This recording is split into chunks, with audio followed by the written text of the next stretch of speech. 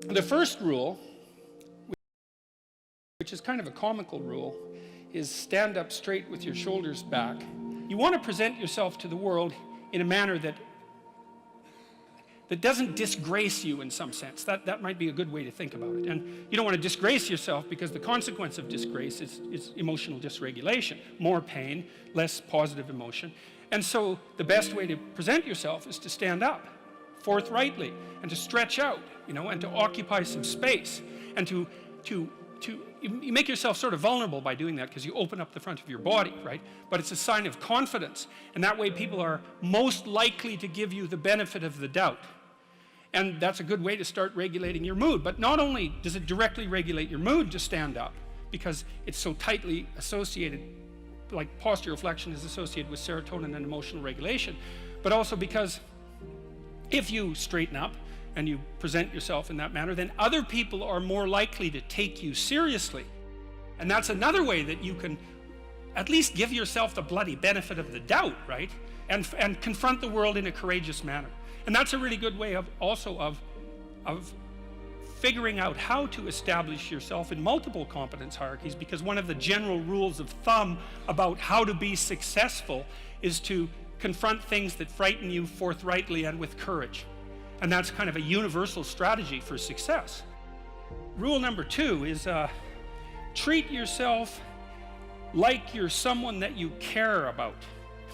You should figure out how you would like to be treated, like you were taking care of yourself, not how you would like people to respond to you. It's more important than that. It's like, imagine you had a child that you really cared for, and someone said, well, people will treat this child exactly like you want them to, but you have to figure out what that is. And so then you'd have to sit down for like a month and you'd think, okay, well, how do you want your child to be treated? You don't want everyone just to be nice to him, you want people to challenge him, and you want people to discipline him, and you want people to tell him when he's wrong. It's like, you don't just want everyone to be nice. That's pathetic. It's pathetic. There's no challenge in that. And so, well, you want to treat other people like you would like to be treated. Well, then you have to figure out, how would you like to be treated? And while you'd like people to fawn all over you and just lay everything at your feet, it's like, no, that's not something you'd wish for someone that you were taking care of.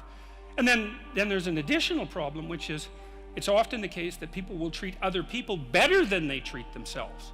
That happens extremely frequently. So one of the things I pointed out in chapter 2 was that if you have a dog and you take him to a vet and the vet gives you the prescription medicine, you'll go buy the medicine and you will give it to the dog, and you will do it properly.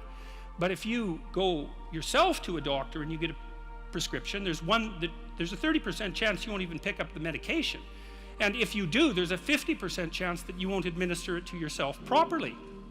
And so I really thought about that. When I first came across that statistic, it was another one of those little facts. I thought, what the hell's up with that? It's like, you'll do it for your dog, so obviously you'll do it for something you care about, and you're conscientious enough so you'll actually do it. So like, why wouldn't you do it for you? Your dog likes you, even your dog would rather that you did, but you don't.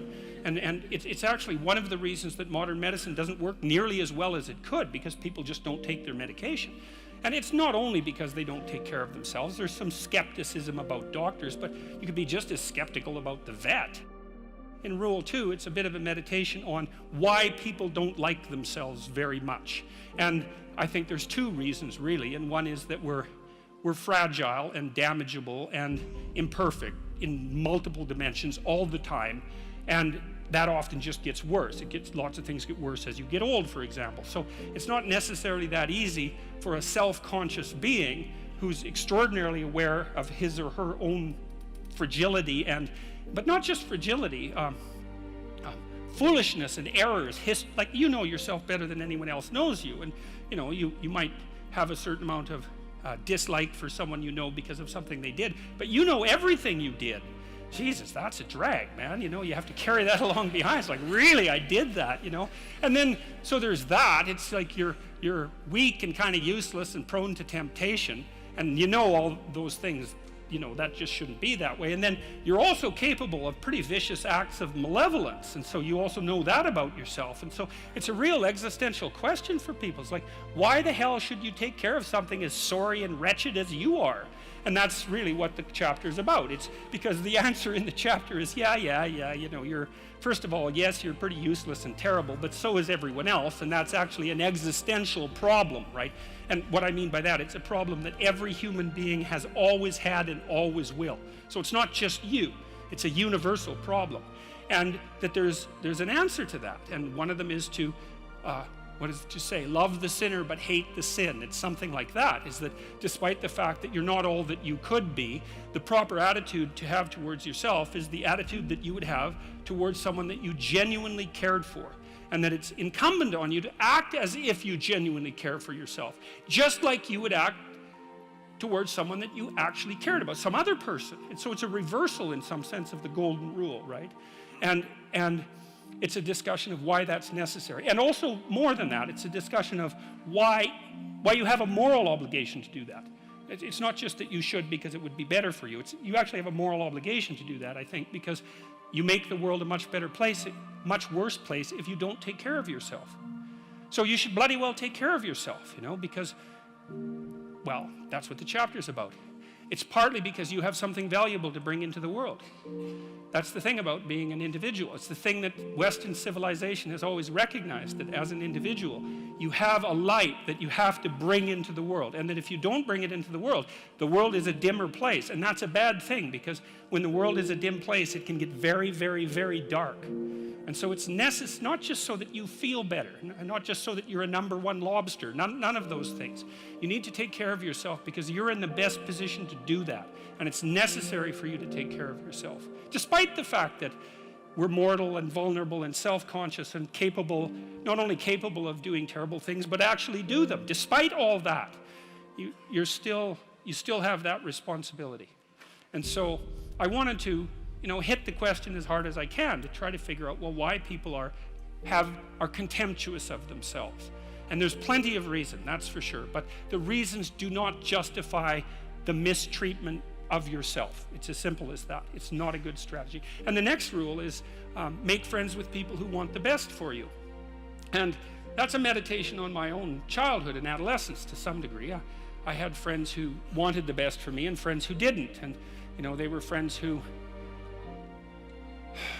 some of them were aiming up and some of them were aiming down. And if you have a friend that's aiming down and you do something that's aiming up, then they're generally not that happy about it, you know. They try to top your accomplishment with one of their own, hypothetical or real, or put down what you're doing, or offer you a cigarette if you're trying to quit and you've kind of done that successfully, or a drink if you've been drinking too much and are trying to stop being an alcoholic, you know. Or yeah, they're cynical and bitter and devoted towards no good. And sometimes that's family members too, and sometimes it's even part of you, you know.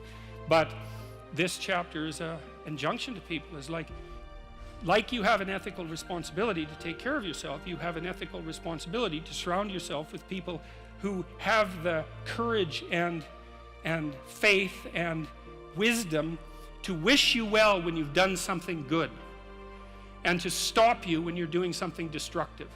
And if your friends aren't like that, then they're not your friends. And maintaining your friendships with them might not even be in their interest. Number 4 is compare yourself to who you were yesterday, not to who someone else is today.